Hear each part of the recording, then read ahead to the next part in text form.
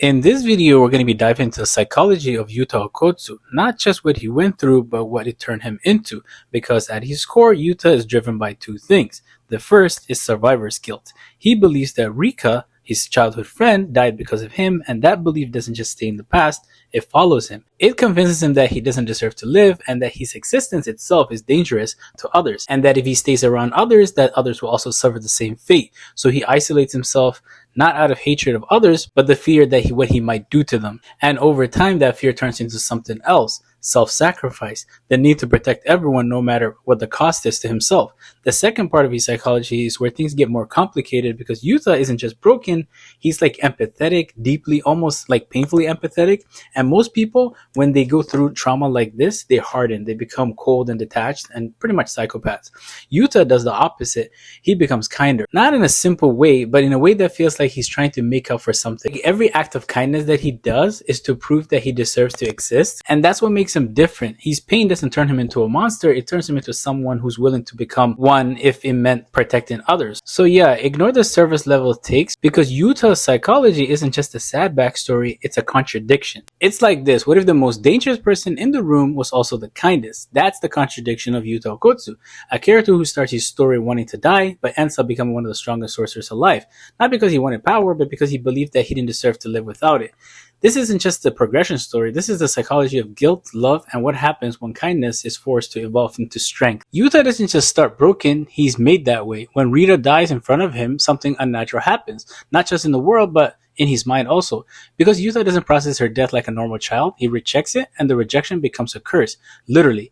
But psychologically, it's something even deeper: survivor's guilt. He doesn't just think Rika died, he thinks, I caused this, and that belief is rewriting everything. He isolates himself, he avoids connection, and he sees himself as dangerous, even though he's the victim. He starts living like he's the threat. And what makes this interesting is that he doesn't isolate himself because he hates people, he isolates himself because he loves them too much. According to canon, Yuta literally distanced himself to prevent others from being harmed by Rika. That's not fear, that's self-sacrifice born from guilt. And here's where Yuta becomes different from other characters. His trauma creates two paths. Like I said, one that turns you cold, pretty much into a psychopath, or you become overly kind. Yuta chose the second one. Not because he's soft, but because kindness is the only way that he justifies his existence. Think about it. He believes he's dangerous, and then the only way he can exist in this world is by being useful to others. That's why his kindness feels different. It's not casual, it's intentional. Even fans on Reddit picked up on this, that Yuta's divining trait isn't just power, but his need to protect others who matter to him, even if it costs him everything. That's not heroism, that's emotional compensation.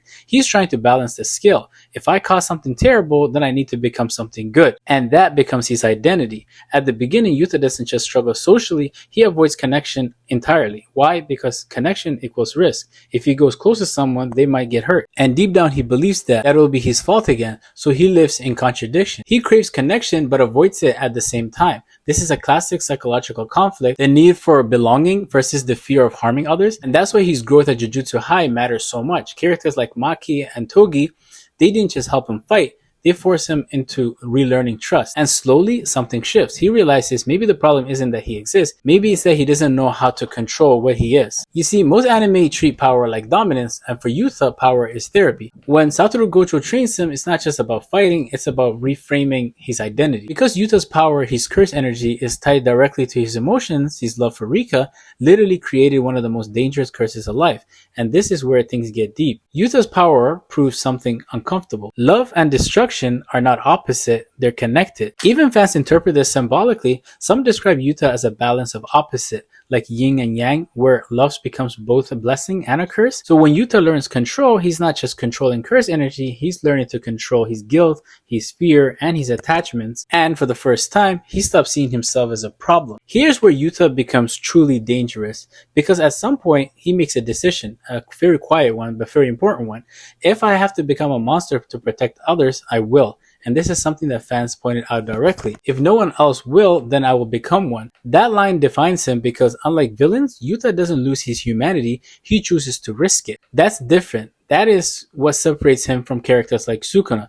Sukuna discards his humanity. Yuta holds on to it. Even while walking towards something darker, that's why he's so compelling. He's not good because he's pure, he's good because he chooses to be, even when it's hard. Everything in Yuta's story leads to one moment: letting Rika go. And this is where most people misunderstand his arc, because freeing Rika isn't about breaking the curse, it's about accepting reality. For years, Yuta held on to Rika because he couldn't accept her death, because that attachment turned love into something destructive. So when he finally let her go, he's not losing her, he's releasing himself. Canon literally frames this as him learning to accept death and move forward emotionally, and that's the real ending. Yuta doesn't become strong because he wins fights, he becomes strong because he accepts losses. Yuta isn't the strongest character because of his curse energy. He's the strongest character because of what he carries, guilt, love, and responsibility.